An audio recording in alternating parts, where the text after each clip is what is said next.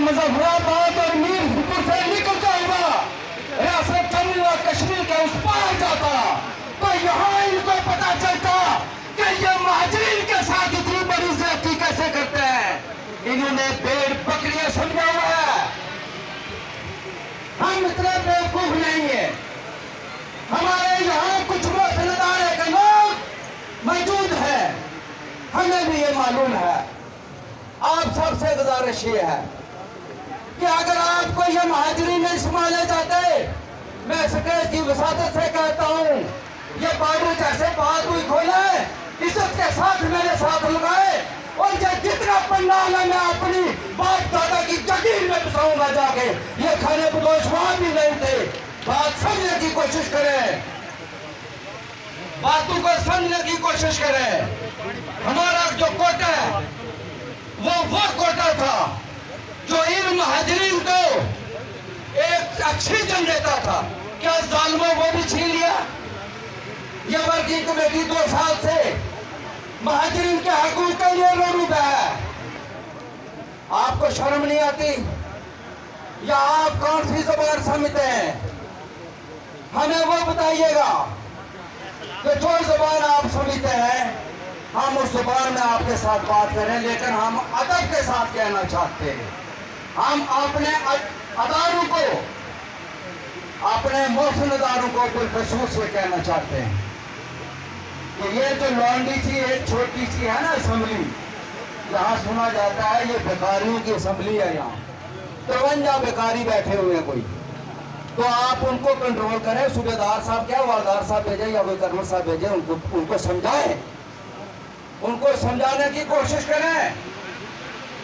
ये इंसान वो बैठे हुए हैं जो आप जैसे लोगों को अपने घरों में मुलाजमत देते थे, मुलाजम रखते थे, जिसमें मैं शामिल हूं।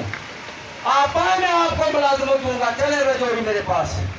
ये कुपवाड़ा के लोग, पुंछ के लोग, श्रीनगर के लोग, रजौरी के लोग, रियासत के उस पार के लोग, ये खाना बदोश नहीं थे।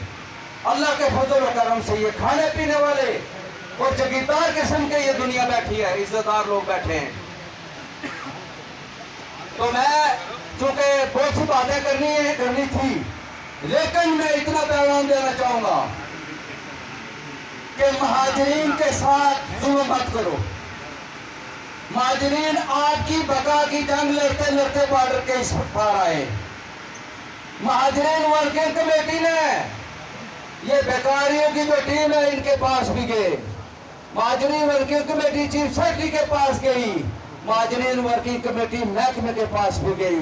महाजरीन वर्किंग कमेटी मुल्क खिताब पाकिस्तान के प्रेसिडेंट जनाब आसिफ अली जरदारी के पास भी गई। और महाजरीन वर्किंग कमेटी ने जनाब वज़ीर आज़म पाकिस्तान से भी रब्ता किया। और जो हमारी पाक फौज है उनके सरबराह से भी रब्ता किया गया। वहां के टेबल पर भी चार्टर ऑफ डिमांड मौजूद है।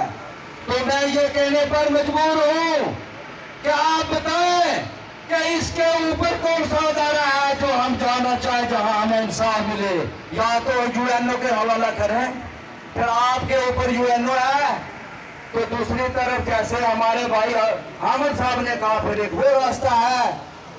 ये तो आपने बताना है कि हमने कौन सा रास्ता चुनना है।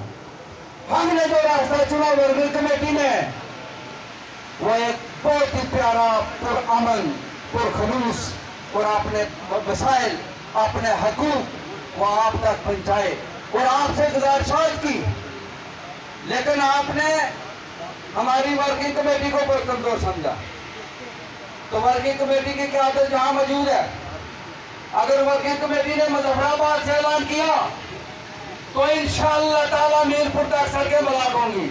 अगर वर्किंग कमेटी ने ऐलान किया तो ये जो बेकारियों की टीम है इनको पकड़ के बाहर नीचे फेंकेंगे, यहाँ बैठना पसंद करेंगे, तब तक नहीं उठेंगे जब तक हमारे मसाइल नहीं हल होंगे। ये सुन नहीं पा रही है। हम नहीं ये चाहते, हम ये चाहते हैं कि दुश्मन हमारी आवाज न सुने। हम ये चाहते थे, आज आपने आप बुलाया तो यह आपकी कमजोरी थी। हम नहीं चाहते कि दुश्मन हमारी आवाज सुने। हम ये चाहते थे कि आप हमारे भाई हैं, हम आपके भाई हैं, पाकिस्तान हमारा है, हम पाकिस्तानी हैं, ये नारा लगाते लगाते यहाँ पहुंचे। लेकिन आपने कदर नहीं की, आपको कदर करनी होगी, हमारे मसाइल हल करने होंगे।